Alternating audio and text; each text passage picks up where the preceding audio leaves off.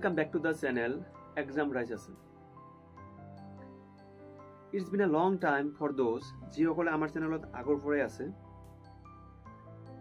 As you know that last time in 2022 আমি APR preparation কৰি আছিলো আৰু লগতে আমি যিমানখিনি জানো এইবোৰ ইউটিউবত শেয়াৰ কৰি আছিলো. But unfortunately last time যেটো APR ফাইনাল মেৰিট লিষ্ট গৈছে তাতে আমাৰ নামটো নাহিলে. Even though I cleared physical, written and viva also. Then কিছুমানে কমেন্ট কৰিছিলে যে if I couldn't clear it myself then how could I teach others? আৰু honestly ক'বলৈ গ'লে এইটো হিহঁতৰ ৰাইট আছিলে কমেন্ট কৰা যেটো আমি তেতিয়া ফেইলিয়াৰ আছিল. But here is the thing about failure. It can either break you or it can be the greatest teacher. আৰু মোৰ কাৰণে ফেইলিয়াৰটো এজ এ টিচাৰ আছিল. কিয় I again started.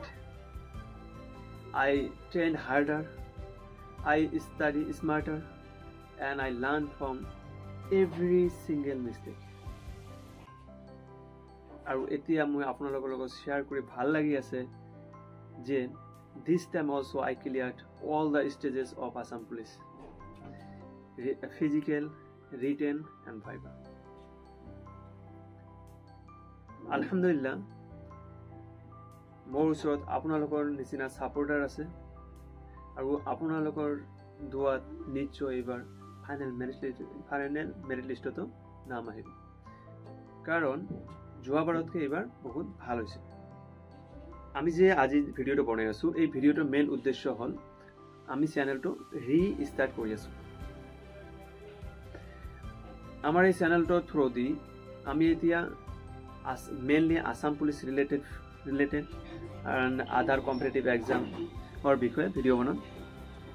আৰু আমি যে আমাৰ লগৰবোৰ যে লাষ্ট ইয়াৰ ফাইনেল মেৰিট লিষ্টত নাম নাহিলে আমাৰ কিয় নাম নাহিলে আমি তেতিয়া কি ভুল কৰিছিলো আৰু এতিয়া এইবাৰ যে আমাৰ গ্ৰুপৰ সবৰে নাম আহিছে.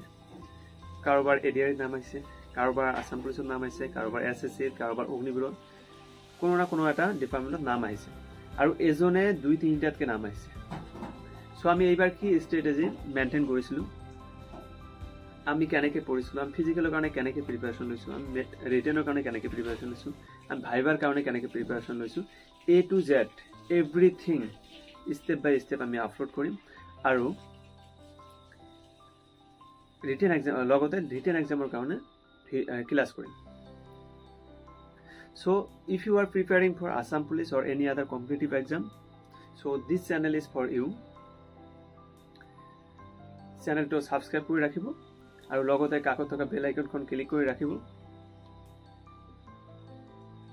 so that you don't miss any of it. আৰু এই ভিডিঅ'টো লগৰবোৰৰ লগত শ্বেয়াৰ কৰিব যাতে সিহঁতেও এই বস্তুবোৰ জানিব পাৰে. Thank you so much for watching and I'll see you soon.